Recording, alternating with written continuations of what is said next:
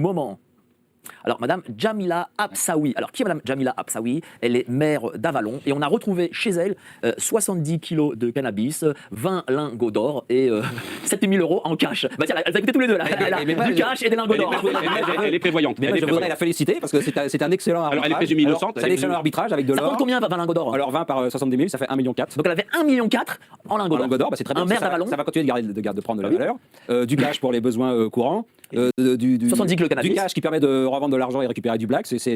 En tout cas, au niveau financier, bon, c'est peut-être un peu louche, j'imagine des fonds, mais pas s'emmerder en prison. Mais voilà, c'est un placement, un patrimoine financier assez résilient et solide pour en temps de crise. Et comme elle est proche de Macron, elle est peut-être bien informée. Elle est proche de Macron. Et c'est dit, oui, parce que il faut savoir, la vidéo circule, quand le maire, en cours de mandat, a passé la main à 7 personnes, Macron est intervenu à travers une vidéo pendant le conseil municipal. Ah bon? Ça se passe pas quand même dans beaucoup de villes, ce genre de truc. Bon. Ça fait beaucoup des gens de chez Macron qui sont mouillés dans les affaires. Donc c'est quelqu'un de très proche de Macron, et cette personne très proche de Macron, bah, elle n'a pas d'assurance vie, elle a des lingots d'or. Donc je dis, faites comme elle est très bien informée, donc liquidez votre assurance vie, achetez de l'or. Mon général, quand on a un maire, ça, bon, on peut en rire quoi. Ouais. Là on en rigole, mais c'est quand même dramatique. Un maire qui, on retrouve chez elle 20 lingots d'or, 7 000 euros en cash et 70 kilos de cannabis.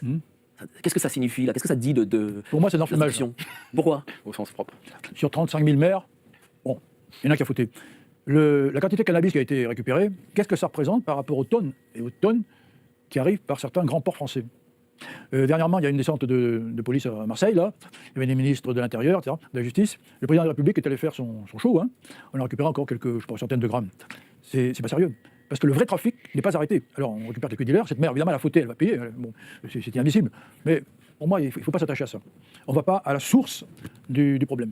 Oui, mais ça prouve quand même qu'on a parmi nos élus des pourris, quoi. Ah, bah oui, mais c'est un problème, moi je dirais, pour dire un peu sérieux, ça marque la corruption des élites qui commence à toucher la France. Récemment, il y a un juge qui a été arrêté parce qu'elle avait donné des infos à des milieux de la drogue dont elle était proche, dont son compagnon était proche.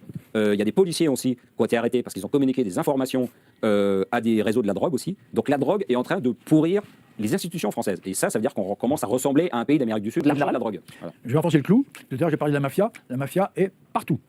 Dalila, une femme extrêmement courageuse, dont les 2 enfants ont été abusés par le père. Je vais tout de suite à la... Dalila Sadok. Hein? Dalila Sadok. Oui. Parce que je l'ai reçu, c'est vrai que... Ah bon? Eh bien aujourd'hui, c'est le père qui a la garde des enfants. Pourquoi? Oui, Je m'étais dit, et j'ai dit, mais pourquoi vous n'avez pas étranger? Parce qu'il y a des infiltrations dans la police, dans la justice, Interpol, etc. On est vraiment aux mains de la mafia. D'ailleurs, juste un chiffre, Martine Bouillon, ancienne magistrate, que je connais bien, qui a écrit il y a 20-25 ans le viol des anges sur la pédo, m'avait dit qu'à l'époque, il y avait 10% des magistrats qui pouvaient être impliqués. Aujourd'hui, il y en a le double sur ce problème particulier. D'ailleurs, il y a 2 problèmes que les juges n'aiment pas traiter, c'est celui de la pédocriminalité et celui du blanchiment de l'argent de la drogue. Parce qu'il y a tellement de puissance derrière les sommes fabuleuses d'argent qui sont manipulées qu'on est en plein dans la mafia, en France. C'est l'élite politique française, un peu, c'est comme le poisson qui pourrit par la tête. Oui, c'est frère, Macron, c'est chez elle. Alors, elle bénéficie de la présomption d'innocence, vous me direz bien sûr. Mais bon, quand même, retrouver une telle masse d'argent dans une maison, c'est qu'elle est au courant, donc elle est complice, c'est sûr, quelque part.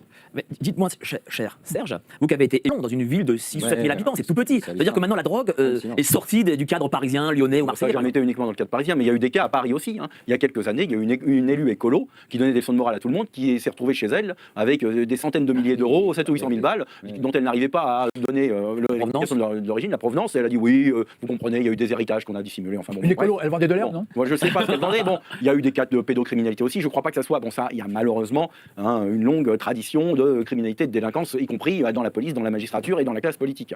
Bon, moi, je crois que voilà, c'est plutôt finalement. Oui, mais qu'est-ce que ça signifie la société? Qu'est-ce que ça signifie? C'est-à-dire que voilà, la République, on est en affaire à des corrompus. Mais bien sûr, mais c'est un élément parmi d'autres du climat de putréfaction qui commence à s'approfondir et faire que ça sent de plus en plus mauvais. Voilà, je pense que ça surajoute un truc et je pense que cette histoire, parce que la photo de la nana en question avec Macron et l'RBA circule partout en ce moment sur Internet, je pense que ça va pas leur faire du bien, c'est la seule conséquence que j'en tirerai à très court terme, ça va pas leur faire du bien au moment des élections européennes, ça c'est sûr, parce que malgré tout, ils cherchent à... Bon, le dernier socle de Macron, c'est le retraité, d'accord? Bon, il y a les oligarques qui le soutiennent encore, mais électoralement, c'est le retraité, moralisant, qui juge que c'est normal... retraité à patrimoine. Bon, à patrimoine, mais qui juge que c'est normal d'emmerder les non-vaccinés parce que c'est des mauvais citoyens. Il y a quand même, ces gens baignent encore dans une espèce de climat moral, d'accord? Et ça, c'est un peu la ressucée de l'affaire Benalla, mais à nouveau, ça va refaire une piqûre sur l'histoire Benalla, c'est-à-dire que le Macron, en plus, il est entouré, où il s'acoquine avec des gens corrompus et qui donnent dans la délinquance, voire la criminalité. Et ça, c'est pas bon, parce que bon, si l'opposition fait son job, il faut taper là-dessus, justement, pour dire, non seulement il est nul, il vous conduit à la faillite, mais en plus, il est même pas l'espèce de petit gars bien propre sur lui que vous croyez, il est accoquiné avec des truands, avec des gens de mauvaise compagnie. Donc ça ne peut qu'avoir un effet délétère sur les résultats de Renaissance aux élections européennes.